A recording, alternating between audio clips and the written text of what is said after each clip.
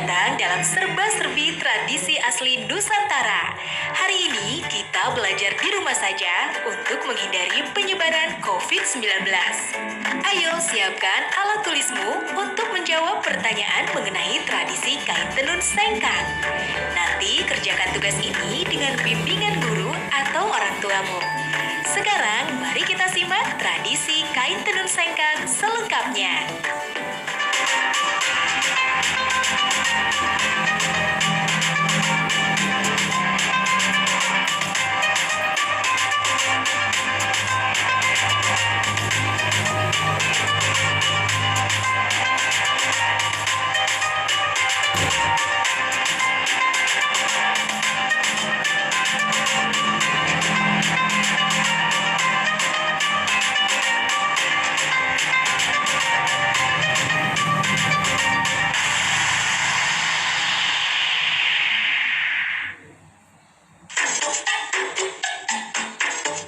Menggores masa dan menyimpan makna tersirat.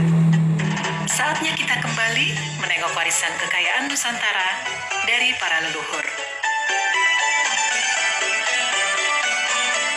Salah satu warisan leluhur yang masih terjaga sampai saat ini dapat kita saksikan di kota Sengkang, sebuah kota di Kabupaten Wajo, Sulawesi Selatan. Secara sosiologis dan budaya, Kabupaten Wajo memiliki kekayaan budaya dan kekayaan alam yang menakjubkan. Di daerah ini ada Danau Tempe yang dikenal sebagai penghasil ikan air tawar.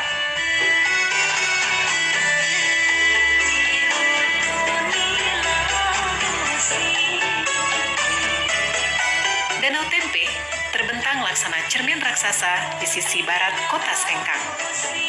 Danau ini memiliki pesona alam yang elok dan unik. Perkampungan nelayan tradisional bernuansa Bugis berjajar sepanjang tepian danau. Berjarak 2 km arah timur kota Sengkang, dekat Danau Lampulung, terdapat kampung adat Attakae. Di sana terdapat bangunan duplikat rumah adat Wajo. Salah satu di antaranya yang terbesar adalah Seo Raja atau Istana Raja Latenri Bali.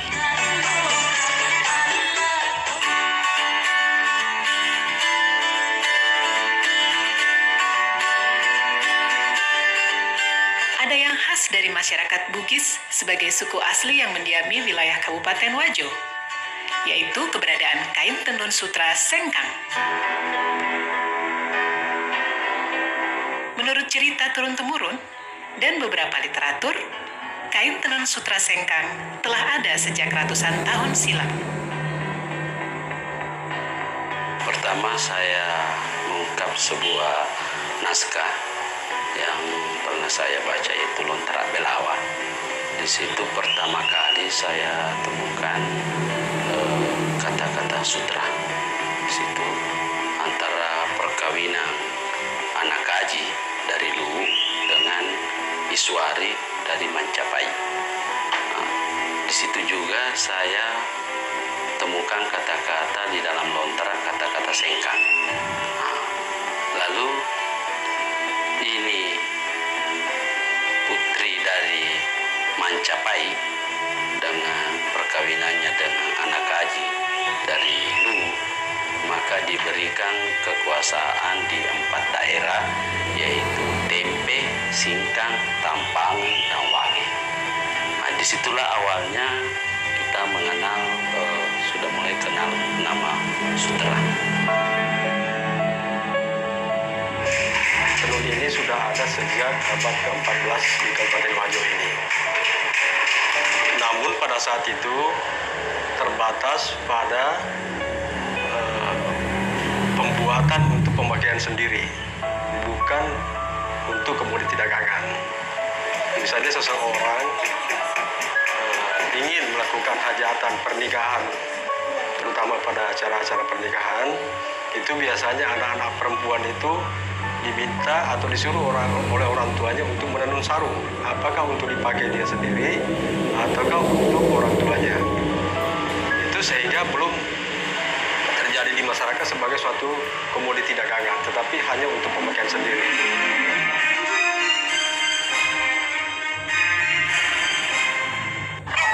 Tak terasa tahun demi tahun telah berlalu.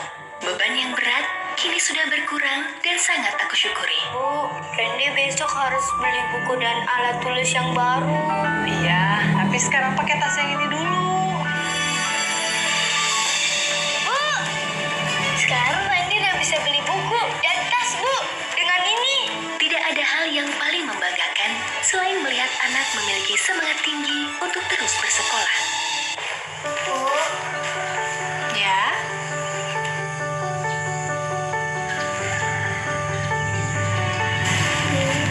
ini tabungan Intan. Dan ini semua buat Ibu ya. Intan gak mau Ibu kerja dulu. Intan takut Ibu sakit. Iya nak, ibu berangkat kerja ya.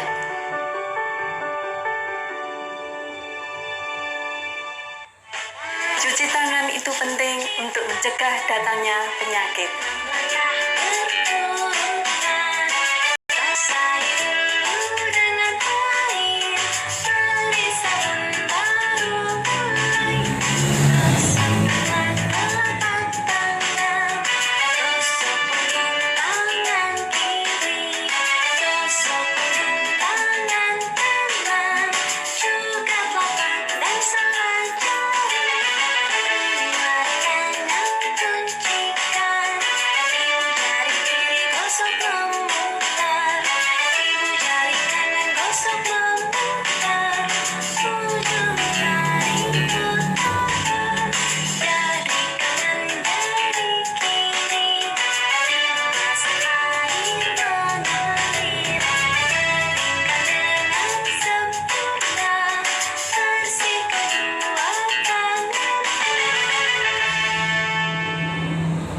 Mudah kan mencuci tangan?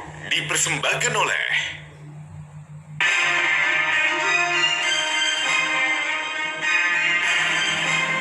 Sejarah tentang Tenun Sutra Sengkang tidak dapat dipisahkan dari peran perempuan Bugis dalam keluarga.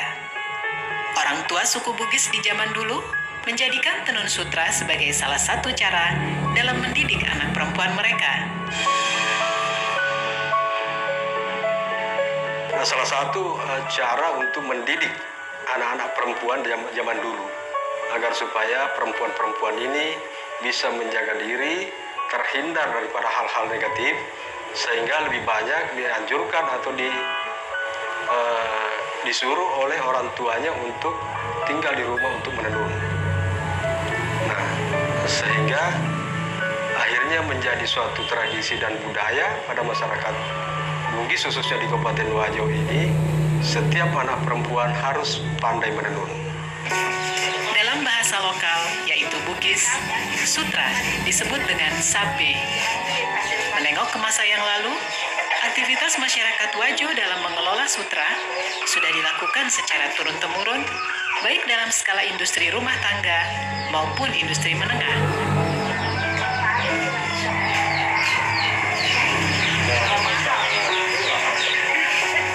Proses pembuatan kain sutra membutuhkan waktu yang cukup lama dan melibatkan sedikitnya 15 orang dalam satu kali tahapan pembuatan kain.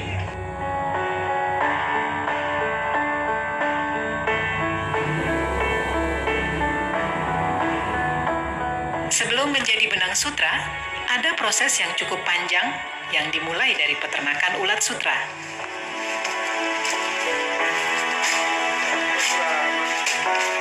Proses ini mulai dari pemeliharaan ulat sutra, proses menjadi kokon, hingga akhirnya menjadi benang sutra yang siap ditenun menjadi sehelai kain. Kita dapat telur dari perhutani sesuai dengan pesanan.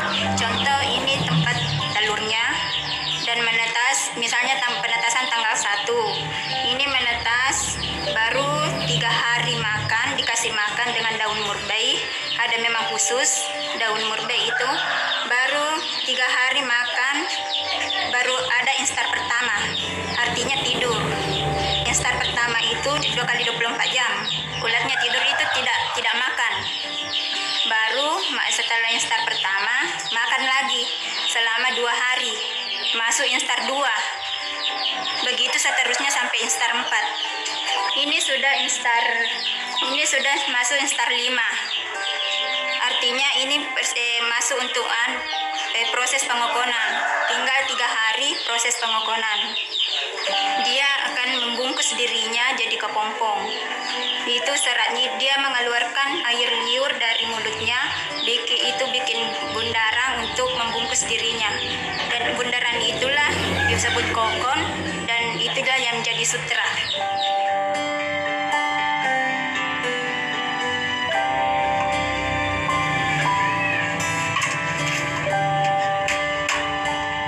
Proses pembuatan benang sutra menjadi kain sarung sutra, masyarakat pada umumnya masih menggunakan peralatan tenun tradisional, yaitu alat tenun gedogan atau masyarakat Sengkang menyebutnya alat tenun walida. Ini alat tenunan gedogan, 1 setnya. Ini pertama alat gulungan benang, baru ini alat penindis untuk menekan benang bawah, baru ini tali untuk alat pembantu untuk benang bawah. Ini sisir, alat untuk mengatur lusi. Ini juga walida, alat untuk merapatkan benang pakan. Ini teropong, alat untuk memasukkan benang pakan. Dan ini wakangan, alat untuk gulungan kain.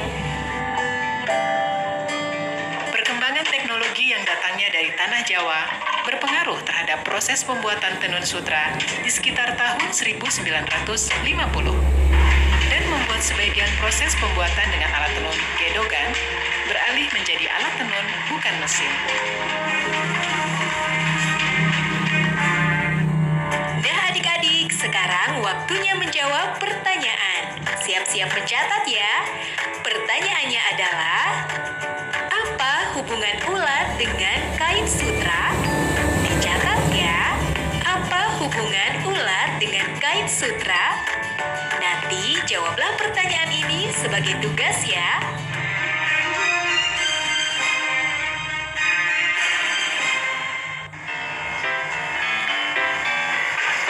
Rumah Belajar merupakan aplikasi yang luar biasa di saat pandemi COVID-19 sekarang ini. Pembelajaran online melalui Rumah Belajar bisa menjadi pilihan terbaik bagi anak-anak bangsa. Sahabat edukasi, dapat mengunduh aplikasi Rumah Belajar melalui Play Store dan kalian juga bisa berkunjung ke web belajarkemendikbud.go.id. Banyak fitur yang bermanfaat yang bisa menemani sahabat edukasi dimanapun berada untuk belajar dan menggali ilmu pengetahuan. Selamat belajar dan tetap semangat. Rumah Belajar, belajar di mana saja, kapan saja, dan dengan siapa saja.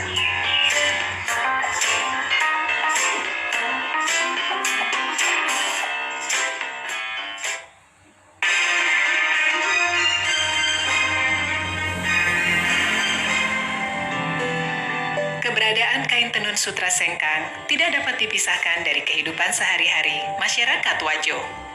Bahkan di tahun 70-an, tenun sutra seolah mempunyai keistimewaan tersendiri saat hari raya tiba. Tidak hanya itu, sutra Sengkang mempunyai nilai simbolik yang sangat tinggi dalam menerjemahkan hubungan suami istri dalam kehidupan masyarakat Wajo. Tahun 70-an saya masih dengar semua orang kalau lebaran pasti pakai sarung sutra. Kalau hari lebaran itu bunyinya sarung sutra. Kalau di masjid orang berdiri untuk salat, semua pasti terbunyi kedengaran sebagai kain sutra. Dan hari saat itu juga orang pada pakai sutra sebagai pakaian salat Idul Fitri. Lalu yang kedua yang saya lihat, orang Wajo itu biar sebagai ibu rumah tangga, dia memenuhi kebutuhan suaminya, memasak, memelihara anak. Juga dia masih melakukan aktivitas itu dan tidak ada yang terabaikan, semua jadi.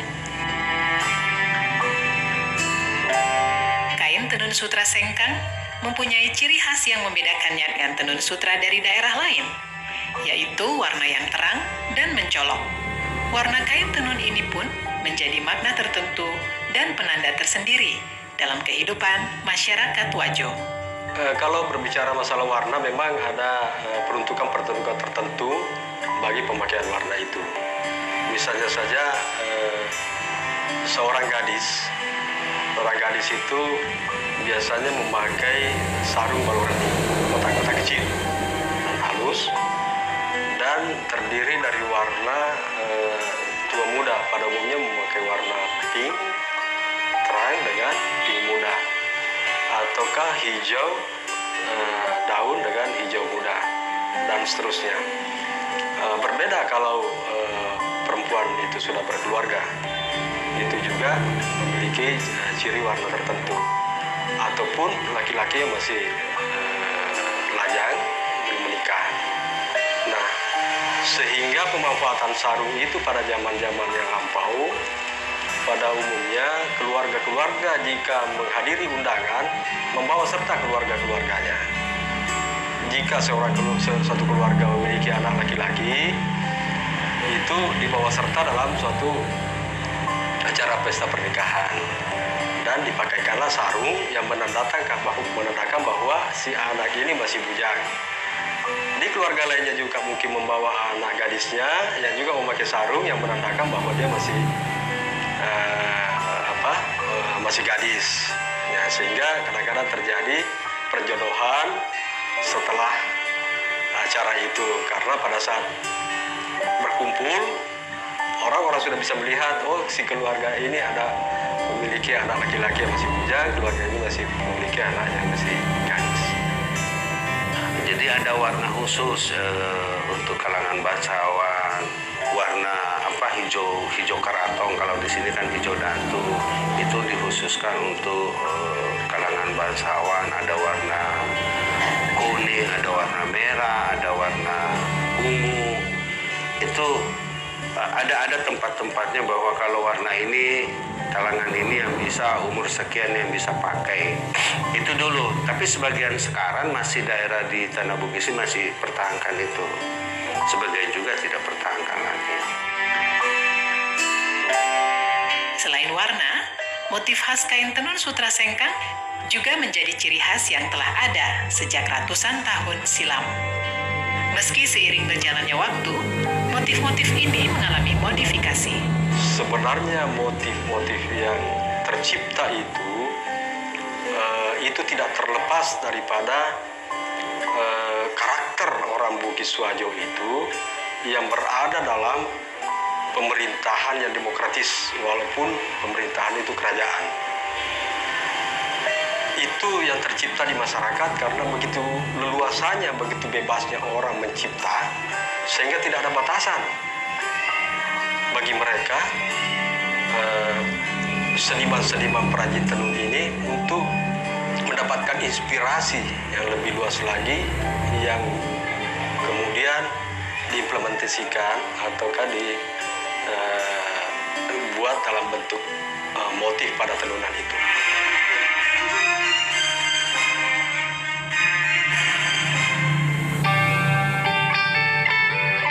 Buku adalah sumber pengetahuan.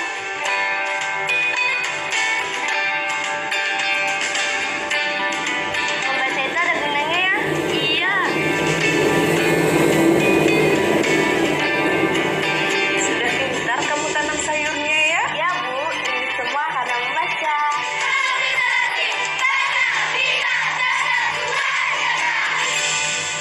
Saya baru berani pulang ke rumah agak lama setelah ada hasil tes. Jadi setelah hasil tesnya bilang saya negatif, oke, saya berani. Tapi tetap saya lakukan social distancing, saya nggak berani dekat-dekat sama anak perempuan saya, memang relatif dekat dengan saya. Tapi ketika COVID ini ya pengen meluk, tapi ya gimana ya, kita hanya bisa lihat dari jauh dan kemudian ya cuma merentangkan tangan seolah-olah berpelukan gitu. Suatu waktu saya terima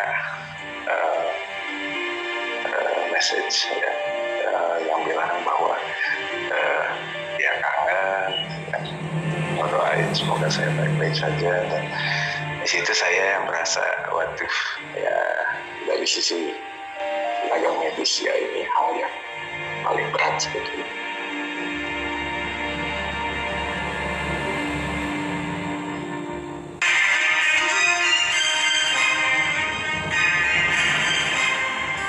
Selain motif-motif yang memiliki filosofi yang syarat dengan adat istiadat, ada juga motif Lagosi yang beberapa tahun belakangan mempunyai tempat istimewa bagi para pecinta kain tenun sutra sengkang.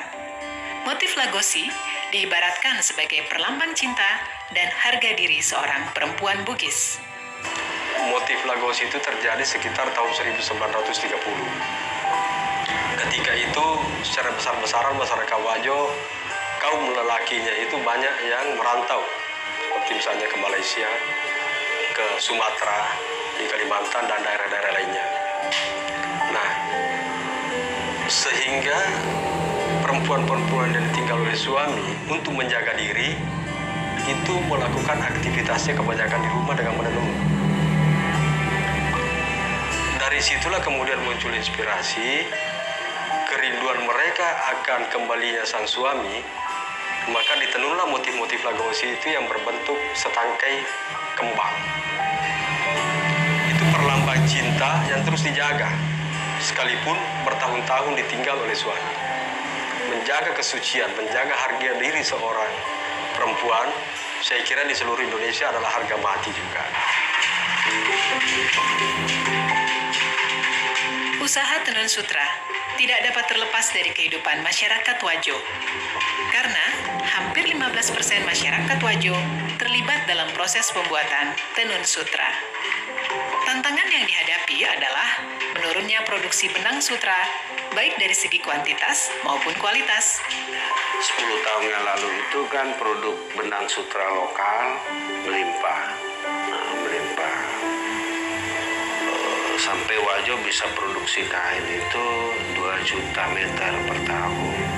Itu cerita 10 tahun yang lalu. Nah, sampai awal 2010 kemarin, produk benang sutra lokal menurun. Nah itu, sampai sekarang awal tahun 18 baru ada kayak signal. Karena bibitnya yang dipelihara oleh petani sutra itu tidak berkualitas kayak seperti tahun yang lalu. Nah, kita kemarin mencoba mendatangkan telur impor. Alhamdulillah sudah masuk, tapi belum kontinu. Selain produksi benang sutra yang mengalami kendala, pemasaran produk tenun juga masih menggunakan cara yang konvensional. Kan sekarang banyak, ada media, ada apa. Tapi kalau saya, prinsip saya, media online itu belum. Karena kita kan fashion, bukan kayak rokok. Rokok kalau surya, udah kenal orang. Kalau kita fashion kan banyak.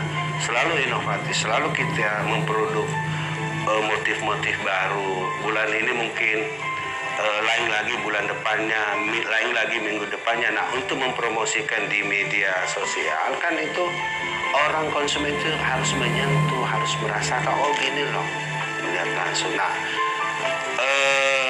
Nah disinilah harus ada kerjasama dari pihak pemerintah dengan pengrajin, dari BUMN untuk binaan-binaan untuk pengrajin. Karena begini, sebagian besar pengrajin yang ada di Wajo, saya kira di Nusantara ini begitu juga, bahwa kalau biaya promosi untuk pameran-pameran ke Jakarta atau ke luar negeri, sebagian besar ini pengrajin ini belum mampu mandiri atau belum mampu membiayai sendiri untuk mempromosikan produknya. Meski demikian, upaya tetap dilakukan oleh para pelaku usaha, termasuk terus berinovasi dalam menciptakan motif yang dapat diterima oleh pasar. Satu hal yang masih sangat melegakan dan menyisakan harapan besar, bahwa sampai saat ini, masyarakat Wajo, baik generasi tua maupun muda, sebagai pewaris kekayaan Nusantara ini, masih sangat mencintai dan menjadikan sutra sengkang sebagai bagian yang tak dapat dipisahkan dalam kehidupan mereka sampai kapanpun.